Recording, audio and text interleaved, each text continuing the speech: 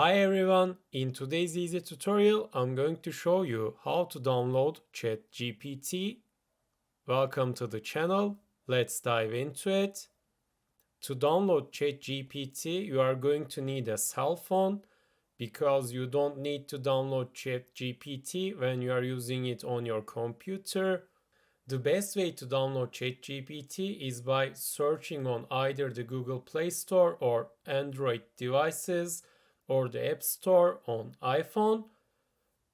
I'm going to show you how to do it with the iPhone.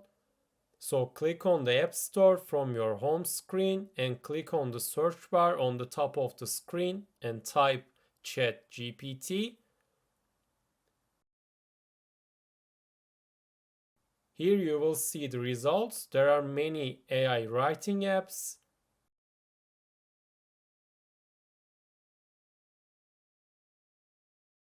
You will want to choose an app that's powered by OpenAI's ChatGPT. Here at the top you can see Genie AI chatbot.